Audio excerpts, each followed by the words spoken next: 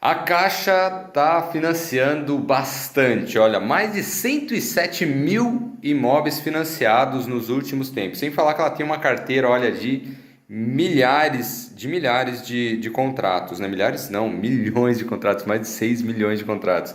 A gente vai falar sobre isso e muito mais, sem falar também que a gente vai te contar aqui como que 500 mil pessoas mais ou menos podem economizar no atual contrato que ela tem. Olha, essa e outras informações a gente vai falar nesse vídeo e eu decidi fatiar esse vídeo em dois, porque tem bastante informação aqui, viu? Se você está em dúvida a respeito do financiamento, se você quer se aprofundar mais nos financiamentos, o lugar é aqui. Então, ó, acompanhe esse vídeo até o último momento dele, que você vai ter informações valiosas na questão do financiamento, que no caso de imóveis e leilão, dá para financiar. E na questão também da venda, quando você vai vender seu imóvel, você tem que entender um pouco de financiamento para poder argumentar com a pessoa que você está vendendo. Então, olha, vai aí a dica do Gilberto. O Gilberto, ele tem muita informação, ele tem muita experiência nesse mercado, são décadas aí dentro desse mercado e vamos extrair o melhor aí, tem muita coisa boa, viu? Se eu fosse você, eu já se inscrevia aqui no canal, já ativava o sininho e ó, fica atento. A gente se vê nos próximos vídeos. Forte abraço, até mais, tchau. E sem Procurando falar, orientar, né? você falou num ponto aí, ó, 2 a 3% de inadimplência, dependendo do mercado que você fala, isso daí não é nada, né? Não é pouco, é baixo. A inadimplência com a mudança de garantia para a alienação fiduciária caiu, assim, a inadimplência era altíssima, 20%, 30% quando tiver hipoteca. Hoje, na alienação, no comecinho, a gente tinha a inadimplência de 0,5%, 1%, 2%, aí foi subindo, acho que a cadeira vai maturando, né, e vai subindo. Acho que a inadimplência na Caixa é inferior a, acho que é 2%. Uau! Que legal. É que o pessoal vê que executa mesmo, né? E aquilo vai para leilão. E a Caixa tem uma inadimplência menor que o mercado, lógico, tem uma base maior de contratos, né? Sim. O mercado tem uma inadimplência um pouquinho maior. Tem o Fábio, ele está fazendo uma pergunta aqui, ele tá perguntando, ó, que você explicasse um pouco a modalidade de parcelamento. Que eu já tem fiz essa pergunta. Oi? Eu já fiz essa pergunta, ele já até respondeu. Ah, nossa, desculpa.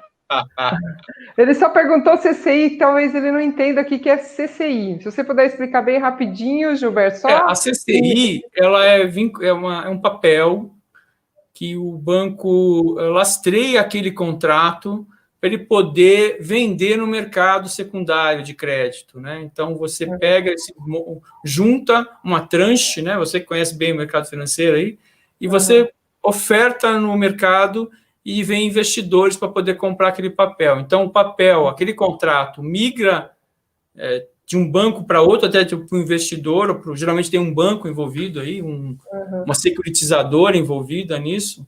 Ela compra aquela tranche de contratos, né, vinculados àquela CCI, e o contrato sai do banco, sai da Caixa, por exemplo, do Bradesco, do Itaú, de quem for, e vai para uma securitizadora que passa a administrar o crédito.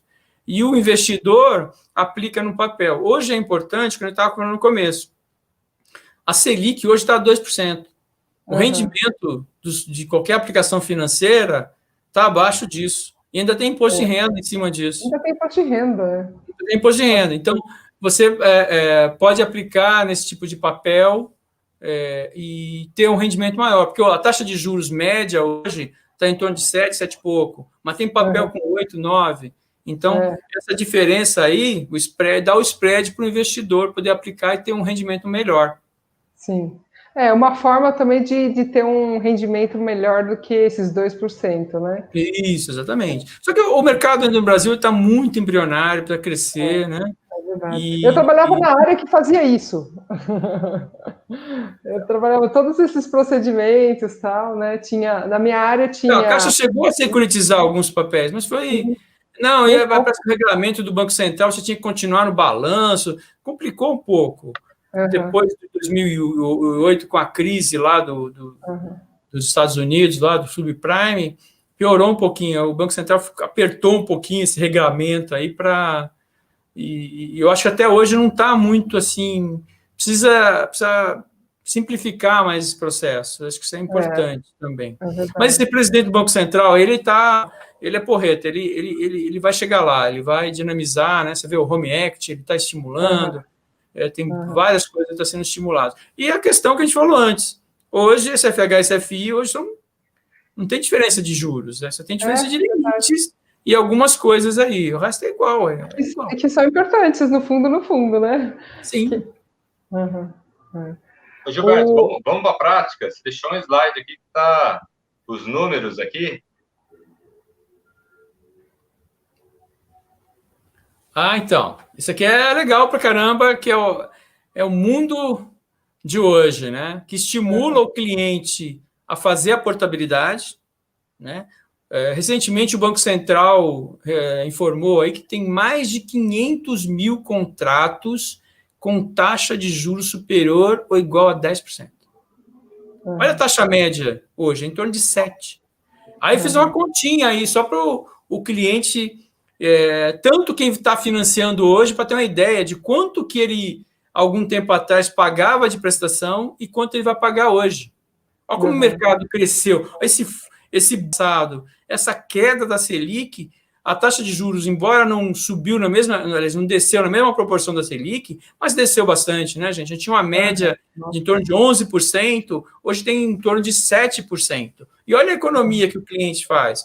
Olha, quem tinha uma taxa de juros de 12%, você tinha uma prestação A mais J, né? Aqui não está o seguro, eu explico bem isso, porque assim, o seguro, principalmente o seguro MIP, né, de morte e invalidez, ele é individual. Aí depende da idade do cliente, depende do tipo de seguro que ele faz, depende da seguradora, né? Então, eu não coloquei aqui, porque aí ficariam muitas variáveis para poder fazer a comparação. Então, aqui é só prestação A mais J, né? Então, a prestação para 300 mil em 360 meses é R$ 3.800. E hoje, com essa taxa de 6,95, é 2.570.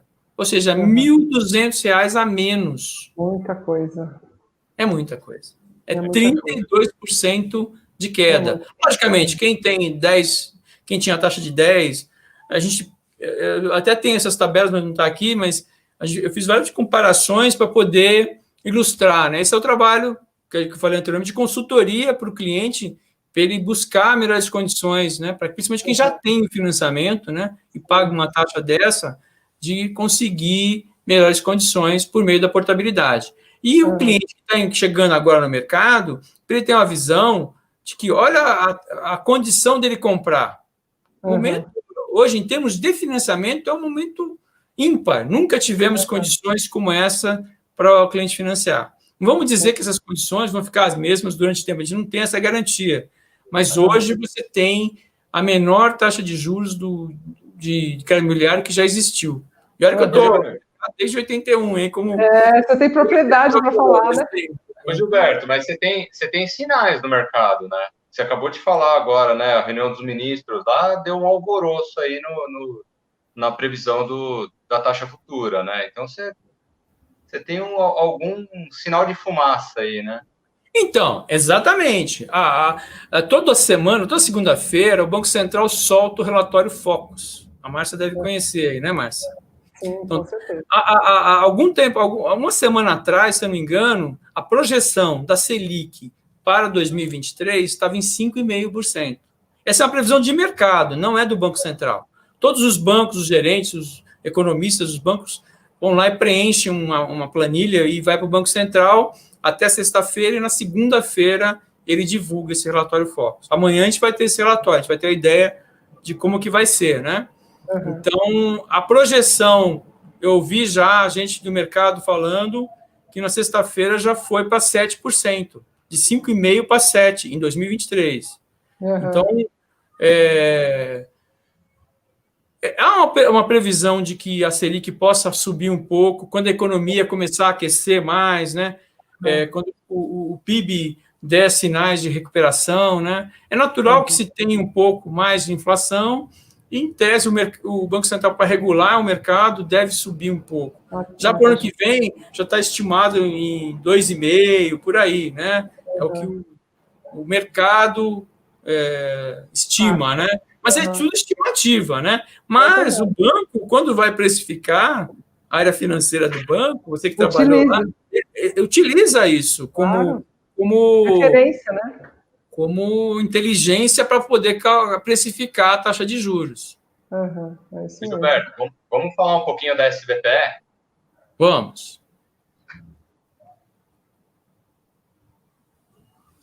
Tá. A Caixa hoje, e alguns bancos também têm, se não me engano, o Poupex, não sei se São Paulo também tem Poupex, né? Poupex também tem esses 3 tipos de linha. Outros bancos não têm, só tem uma ou duas. E agora o Itaú recentemente lançou um diferente aí com um indexador poupança, né? Então, na Caixa, a gente vai centrar nisso, né? Nós temos 3 linhas de crédito. Atrelada à TR, que é a taxa referencial, que é o tradicional, né? A gente está com a TR zerada desde 2017. Né?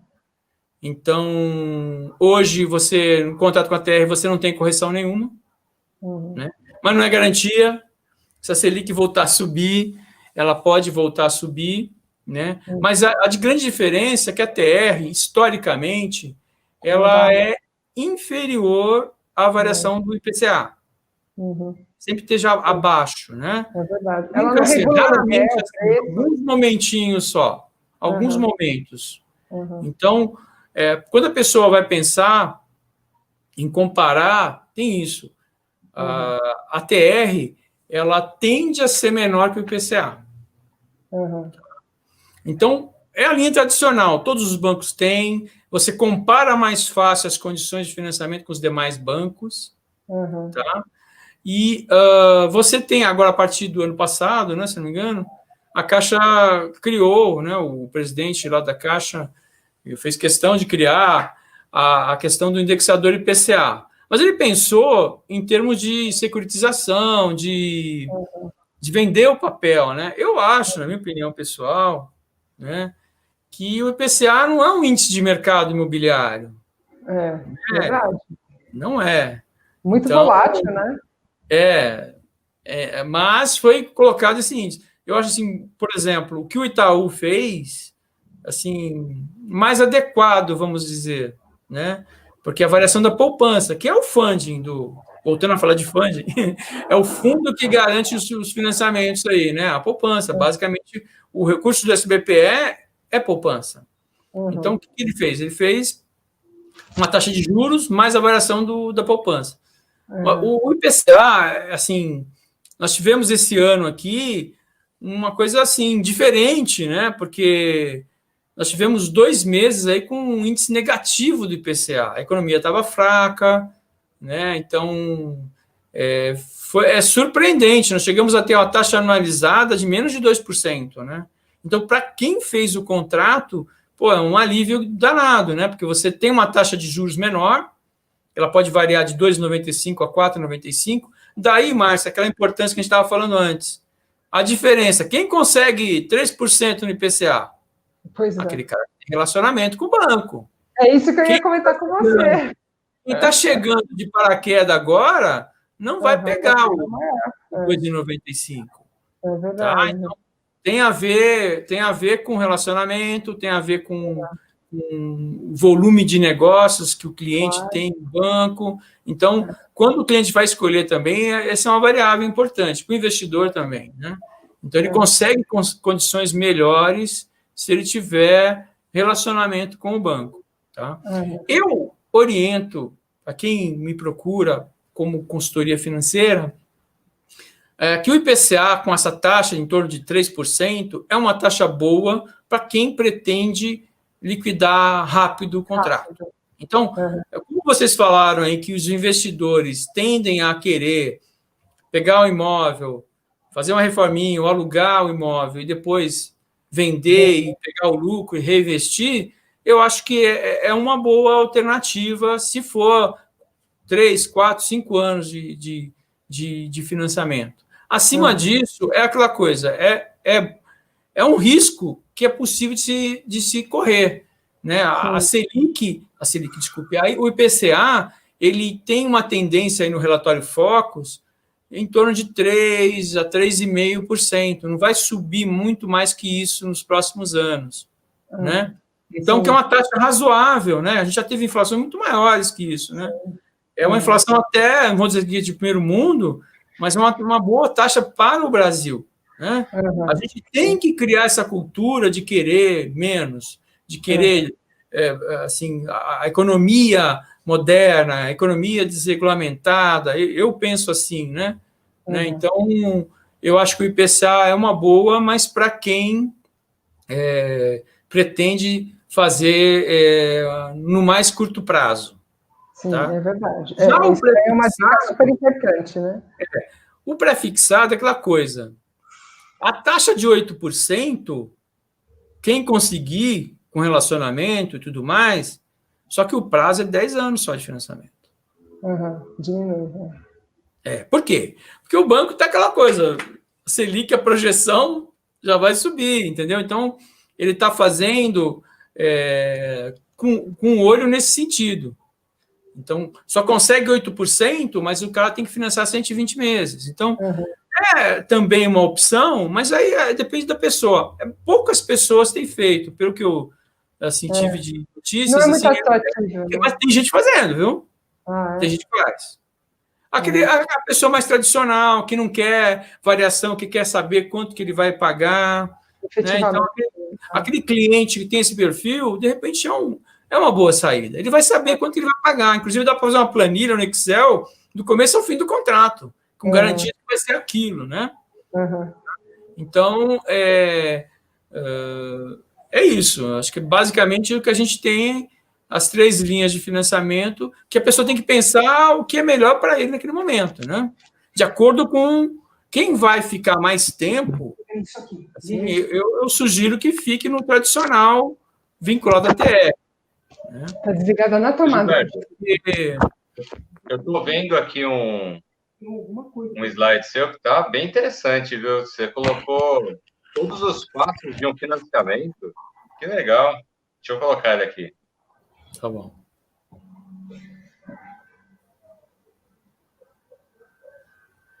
Isso aí é o meu trabalho. Legal. É a consultoria financeira imobiliária. Então, tem todas essas variáveis. Quando você vai pensar, comprar um imóvel, e a maioria dos brasileiros não tem capital para pagar à vista, precisa de financiamento, vamos dizer assim, né? Ele alavanca, né? Como a Márcia sempre fala, assim, alavancar o recurso, né? Então, essa é uma coisa assim que é importante, né? Até no mercado, né? Que o brasileiro ele tem um pouquinho mais de aversão a ter alavancagem que você vê nos Estados Unidos, nos países aí, né? Então, a consultoria financeira imobiliária é você estudar todas essas variáveis aí. Quando você vai pensar em comprar, você tem que simular. Na simulação, você vai poder comparar as ofertas de crédito. Então, você simula na Caixa, no Bradesco, no Itaú, no Poupex, no BRB, todos os bancos aí, né, que operam, né? Tem até algumas cooperativas, tipo Sicredi, né, que também tem ofertas de crédito, tem também as fintechs, né, que também tem oferta. Talvez não, como as fintechs ainda não têm aplicação de poupança, então o funding deles para ver qual que é, né? Esse funding geralmente vem de recursos externos, que são mais baratos, né, mas o cara está em dólar, o dólar está disparado, né? Então tem isso, né? Então, o ideal é a pessoa simular e ver as condições ideais, né, para financiar. Outra coisa importante, a gente estava conversando antes, não existe financiamento 100%. Então, você tem um limite de financiamento. Então, hoje, qual é o padrão de financiamento, o limite? 80%. Esse é o padrão. Podendo ser 90%, até 90%, se for no sistema SAC, sistema de amortização SAC, né, sistema de amortização constante, ou no SACRE, que é aquele que a Caixa usou alguns anos atrás, hoje praticamente não usa mais, que é o sistema de amortização crescente, né? Então, nesses 2 sistemas, você pode ir até 90%. Só que hoje, no momento, dos grandes bancos, só o Itaú faz isso. Os outros bancos é 80%. Por quê? Aquele lance do capital, né, que eu falei. Se ele faz mais de 80%, ele consome mais capital. Então, ele tem que ter muito capital disponível para poder emprestar mais, né? O Itaú, ele veio com tudo aí no mercado, com essa linha nova e com isso aí, ele deve estar querendo ganhar mercado, ganhar cliente, e está com uma estratégia interessante, tá? Mas tem isso. Hoje o limite padrão de financiamento é 80%, com exceção do Itaú. A Caixa financia 90%, só, Rogério? Então, Gilberto, você estava falando disso, tem uma carta lá da Caixa que ela é bem restrita para funcionários públicos, sabe? Que ela tem uma condição que até 5% de entrada. Aí tem várias limitações, né? Sendo até 80% da avaliação do imóvel avaliado, né? Então, no caso de um imóvel se a gente arrematar um imóvel por 100 mil reais, né? E ele for avaliado por 100 mil reais, a gente, se for funcionário público, tem a condição de ser 5%. E até estou entendendo o porquê que é só funcionário público, né? Porque é um público restrito, né? Não é a massa. Eu não tenho conhecimento disso, não. 5% não é o calção? Não, Acho que é só para leilões pode também, ser né? 5% de entrada e o restante financiado, desde que seja funcionário público. E aí tem a questão da avaliação do imóvel. Até 80%, se você for financiar, tem o teto de até 80% do valor de avaliação do imóvel. Esse é o padrão. Então, por exemplo, esse exemplo que eu estava colocando agora de 100 mil, ele não ia conseguir dar 5% de entrada. Se ele foi avaliado por 100 mil... Então, mas eu acho que para qualquer um é 80%. Para funcionário público, pode financiar 95%? Desde que, por exemplo, se esse imóvel que a gente estava falando fosse 200 mil, ele conseguiria. A avaliação dele, né? E a remate fosse 100. Aí ele até conseguiria. Mas é só em leilão, eu acho, hein? Verdade. Não é, só em não leilão. Os leilões do SFI. Tanto o SFI quanto a SFH. Olha, Rogério, desculpa, eu não tenho conhecimento sobre essa questão. Eu posso até verificar e depois te retornar, assim, mas eu não tenho conhecimento. Para mim, o padrão é 80%. Agora, pode ser 90% na Caixa, mas é para desligamento de empreendimento financiado pela Caixa. Então, quando a Caixa financiou a obra, ela financia 90% para o comprador, na planta, imóvel na planta, ok? Eu acho que é a única exceção que tem, assim, em linhas gerais, dos 80%. Eu desconheço que você pode financiar 95%. Que isso daqui também a gente tem que pensar na venda, né? Se a gente comprou lá do leilão, a gente teve essa condição, ok, mas na venda não vai ter essa condição, então, né? Não, é 80%. É 80%. Entendi. Com raras exceções, vai ser o 90%, né? O 90% é só para desligar, para imóvel na planta. Então, a Caixa financiou a construtora a fazer o empreendimento. Para aquele empreendimento lá, ela financia até 90%. Porque o cara já vai pagando durante a obra, é diferente, né? O cliente já cria relacionamento, às vezes um empreendimento demora 2 anos para concluir, até mais, né?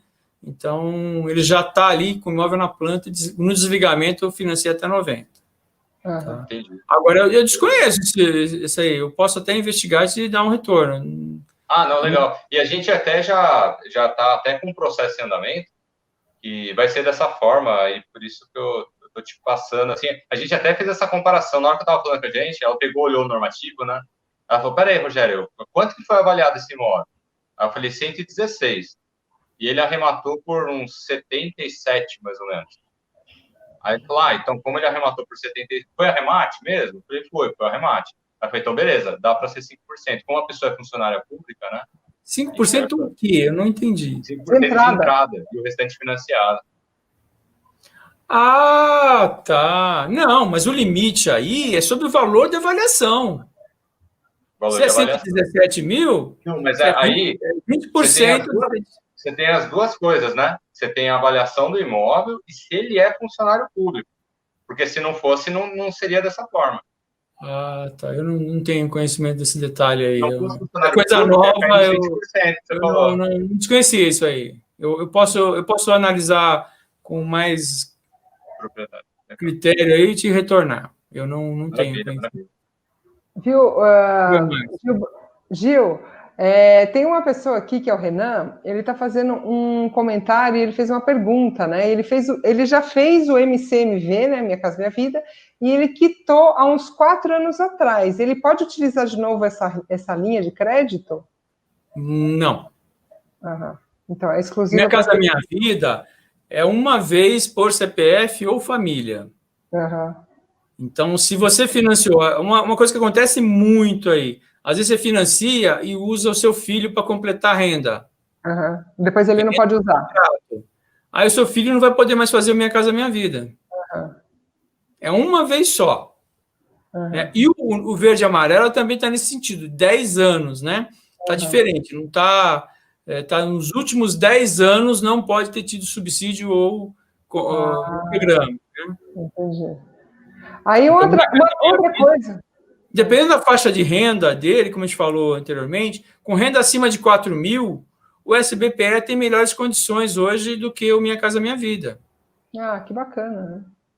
Eu não sei a renda do Rogério aí, né? Renan, no caso. Renan.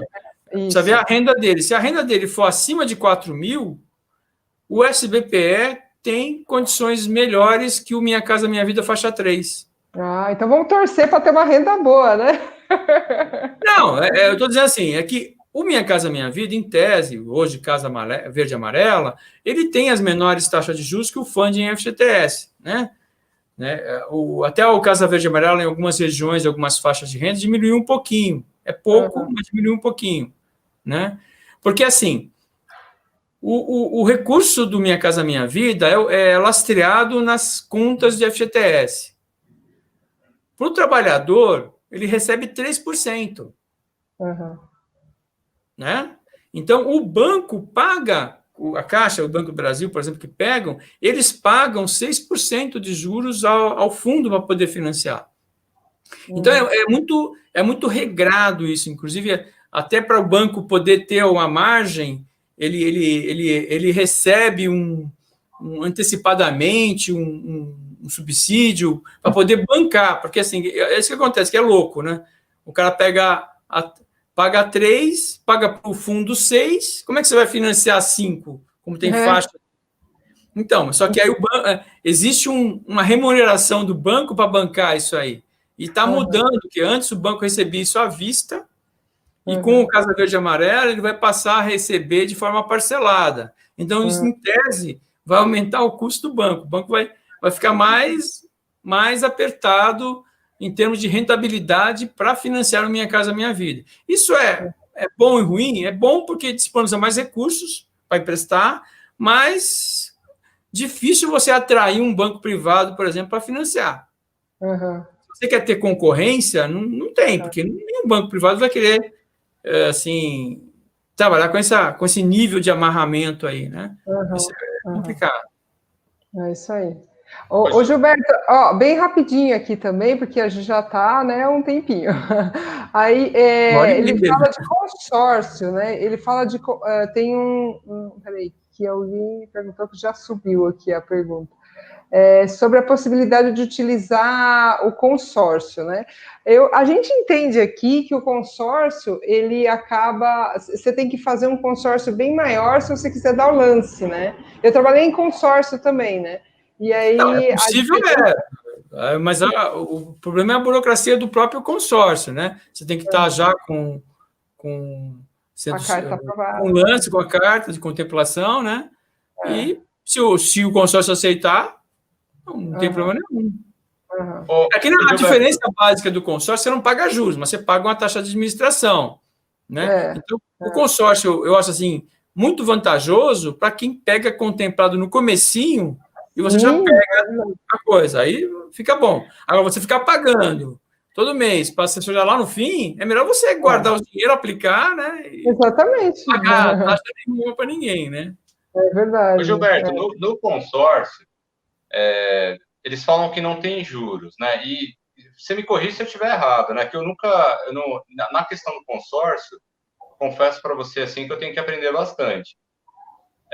Na hora que você vai ali para o consórcio, você tem no primeiro momento ele não avalia só a renda, eles até vendem isso, né? Não precisa nem de comprovar renda.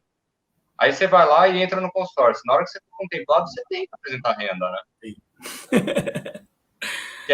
Aí uma análise de crédito, né? Tem uma análise de crédito, eles vão considerar o tempo que você está depositando, né?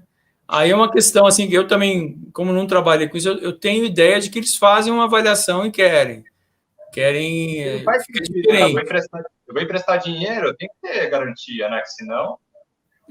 Tem uma certa avaliação e aquela coisa, eu entendo que dependendo do tempo que ele tem de relacionamento, ele consegue fazer com tranquilidade, né? Que o próprio depósito, né, Márcia? Os depósitos, eles servem como uma comprovação de que o cliente tem capacidade de pagar ali, né? É verdade. Então, é um critério que eles utilizam, né? E depois que você é contemplado, ele não sofre reajuste? Não, continua o reajuste normal do que está no contrato, né? Anualmente tem um índice de correção lá, né? É porque, na verdade, o que acontece? Antes de você ser contemplado, vamos supor, você tem um imóvel de 100 mil. Então, eles dividem pela quantidade de pessoas que tem ali no grupo e vão compondo para dar ou um imóvel ou 2 imóveis ao mês, né? E tem um valor, né? Então, assim, depois de um ano, essa carta vai continuar a 100 mil? Não, ela é corrigida. Ela tem pelo mesmo índice que é corrigido a parcela, é corrigido o saldo. E aí vai corrigir também a carta de crédito, né? Porque senão você vai ficar, depois de 10 anos, você tem 100 mil. O que você faz com 100 mil? Você não faz mais nada, né? Exatamente. Então tem isso. O consórcio tem essa... Eu fiz já consórcio de carro, de imóvel eu nunca fiz, né? Há muito tempo atrás, né? Eu cheguei a fazer de carro. De imóvel eu nunca fiz. Eu cheguei a trabalhar na Remasa, né? Então eu trabalhei com o consórcio de caminhão. Remasa era grande, né? Eu lembro. Nossa, era bem grande, é verdade. Fala, Rogério. Então vamos lá. No próximo slide aqui, você vai falar sobre os encargos. A gente não terminou aqui esse slide, vai passar? Não, é muito tempo para falar tudo aqui, né?